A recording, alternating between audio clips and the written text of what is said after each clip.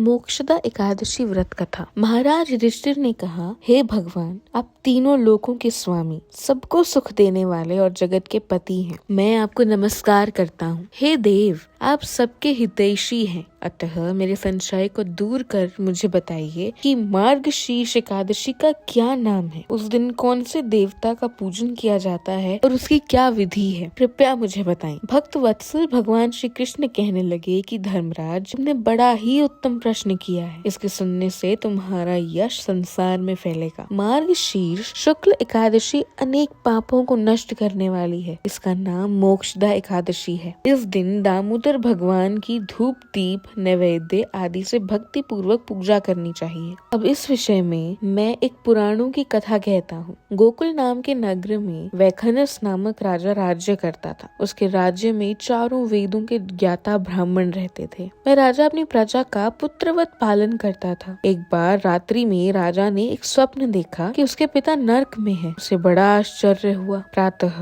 वह विद्वान ब्राह्मणों के पास गया और अपना स्वप्न सुनाया। कहा, मैंने अपने पिता को नरक में कष्ट उठाते देखा है। उन्होंने मुझसे कहा कि हे पुत्र, मैं नरक में पड़ा हूँ, यहाँ से तुम मुझे मुक्त कराओ। जब से मैंने ये वचन सुने हैं तब से मैं बहुत बेचैन हूँ। चित्त में बड़ी अशांति हो रही है। मुझे इस राज्य, धन, पुत्र, स्त्री, हाथी, घोड़े आदि में कुछ भी सुख प्रतीत नहीं होता। क्या करूं? राजा ने कहा, हे ब्राह्मण देवताओं, इस दुख के कारण मेरा सारा शरीर जल रहा है। अब आप कृपा करके कोई तप, दान, व्रत आदि ऐसा उपाय बताएं जिससे मेरे पिता को मुक्ति मिल जाए। उस पुत्र का जीवन व्यर्थ है जो अपने माता पिता का उद्धार न कर सके। एक उत्तम पुत्र जो अपने माता पिता तथा पूर्वजों का उद्धार करता है, वह 1000 मूर्ख पुत्रों से अच्छा है। जैसे एक चंद्रमा सारे जगत में प्रकाश कर देता है, परंतु हजारों तारे नहीं कर सकते। ब्राह्मणों ने कहा, हे राजन, यहाँ पास ही भूत, भविष्य, वर्तमान के ज्ञाता पर्वत ऋषि का आश्रम है। आपकी समस्या का हल वे जरूर करेंगे।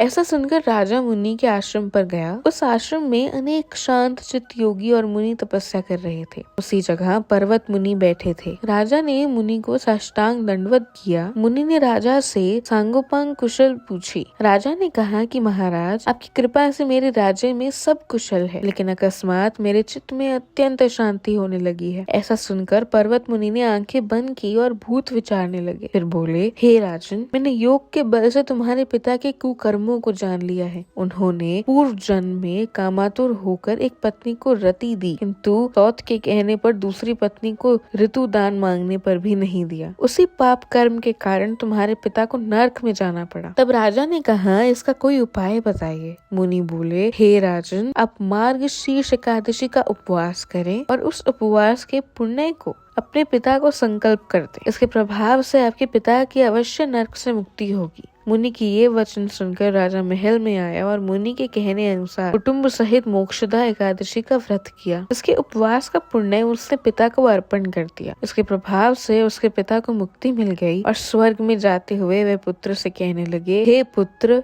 तेरा कल्याण हो। ये कहकर स्वर्ग को चल दिए। मार्गशीर्ष मास की शुक्ल पक्ष की मोक्षदा एकादशी का जो व्रत करते हैं, उनके समस्त पाप नष्ट हो जाते हैं। इस व्रत से बढ़कर मोक्ष देने वाला और कोई व्रत नहीं है। इस कथा को पढ़ने या सुनने से वायपेय यज्ञ का फल मिलता है। ये व्रत मोक्ष देने वाला तथा चिंतामणि के समान सब कामनाएं पूर्ण करने वाला है।